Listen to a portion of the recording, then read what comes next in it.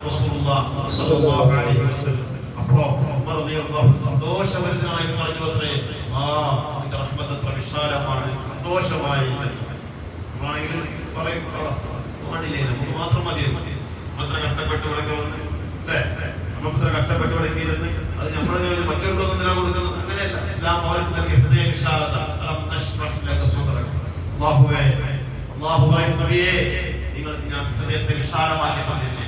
ആ ഹൃദയ വിശാലത പഠിപ്പിക്കുകയായിരുന്നു ഹജ്ജും ഉംറയും നിസ്കാരവും നോമ്പും സകാത്തും ഉദ്ഹിയത്തും ഒക്കെ ആ ഹൃദയ വിശാലതയുടെ ഭാഗമാണ്. സ്വാർത്ഥത എന്നത് ഇസ്ലാമിൽ തൊട്ടുനിട്ടാത്ത സംഗതിയാണ്.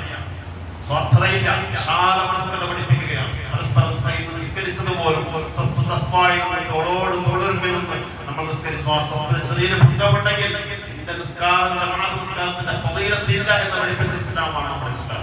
ആ സഫിൽ നീയൊന്ന് അങ്ങോട്ടോ ഇങ്ങോട്ടോ നിന്നാൽ കസേരയുടെ തർക്കപ്പെട്ടല്ലോ, ഇത്രയും ഗൗരവപ്പെട്ട് ചർച്ച ചെയ്യുന്നത് അത് വലിയ വിഷയമാണ്. കാരണം ഒന്നങ്ങോട്ടോ ഇങ്ങോട്ടോ നടക്കുന്ന ചിലപ്പോൾ ചില സമയത്ത് നടന്നു പോയി നോക്കുന്ന ആരെങ്കിലും അങ്ങോട്ടോ ഇങ്ങോട്ടോ നിൽക്കുന്നുണ്ടോ? ഇപ്പൊ ഇതൊക്കെ ഉണ്ടായോണ്ടല്ലേ, ഇവരെയൊക്കെ ഉണ്ടായോണ്ടല്ലേ, അല്ലെങ്കിൽ നമ്മളെ അവസ്ഥ നമുക്കറിയാം. അപ്പോ എന്നിട്ട് പോലും ചിലപ്പോൾ ശ്രദ്ധിക്കുന്നില്ല. പോയി നിൽക്കുന്നത് എവിടെ? അതൊന്നും ശ്രദ്ധയില്ല. എവിടെപ്പോ വരും ഒന്നുണ്ടാക്കി പുറത്ത് വാപ്പയാണെങ്കിൽ ആ ഭാഗത്ത് അങ്ങോട്ട് പോയി നിൽക്കും. അങ്ങനൊന്നുമല്ല. വലതു ഭാഗം ഒഴിഞ്ഞിട്ടുണ്ട്, വലതു ഭാഗം തന്നെ പോകണം.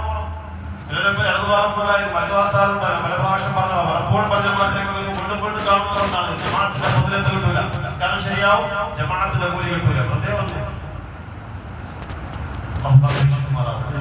സഫുകൾ മുമ്പിലുള്ളത് വൃത്തിയാക്കണം. ആ മുമ്പിലുള്ളത് വെടമുണ്ടെങ്കിൽ മറ്റുള്ളവരെ ചവിട്ടി അല്ലെ, മറ്റുള്ളവരെ തോളത്ത് ചവിട്ടി പോകാൻ പാടില്ല. പക്ഷെ മുമ്പിൽ സഫ് ഒഴിവുണ്ടെങ്കിലും തോളത്ത് തവിട്ടൊക്കെ പോയിട്ട് അത് പരിഹരിക്കണമെന്നാണ് ഇത് പറയുന്നത്.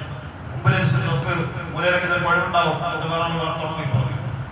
അത് മുമ്പിൽ സഫ് ഒഴിവാക്കാൻ പറഞ്ഞാൽ വലിയ പള്ളിയെ ആ പള്ളി പോലത്തെ അടുത്ത് ഒരു തരക്കിലെത്തുമ്പോൾ നമസ്കാരം ജമാഅത്ത് കഴിഞ്ഞിട്ടുണ്ടാവും. അങ്ങനത്തെ പള്ളിയെ പറയും. നമ്മൾ ചെറിയ പള്ളിയുടെ അവസ്ഥ അല്ലേ പറയുന്നത്.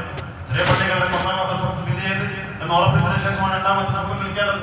വലതുഭാഗം തൊഴിവുണ്ടെങ്കിൽ ആ വലതുഭാഗത്തെ മുൻഗണന കൊടുക്കുക. ഇങ്ങനെ വലത്തിയെടുത്ത് ഇങ്ങനെ ഒപ്പിച്ചു പോവുക. അതൊക്കെയാണ് ജമാഅത്തിന്റെ മനോഹാരിത. ഇല്ലെങ്കിൽ ജമാഅത്തിന്റെ കൂലിയില്ല. വെറുതെ വന്നത് കാര്യമില്ലല്ലോ. വരുന്ന ആളുകളൊക്കെ പറയാൻ പറ്റുള്ളൂ. വരാത്തപ്പോൾ ഞാൻ സൂചിപ്പിച്ചത് ഇതൊക്കെ പഠിപ്പിക്കാനാണ്. ഈ മനോഹാരിതയും ഈ ഹൃദയ വിശാലതയും എല്ലാവരും ചേർന്ന് നിൽക്കലൊക്കെ പഠിപ്പിക്കുകയാണ് ഇസ്ലാം എന്ന് പറഞ്ഞാൽ. അല്ലാഹു നമുക്ക് ബോധം നൽകുമാറാകട്ടെ.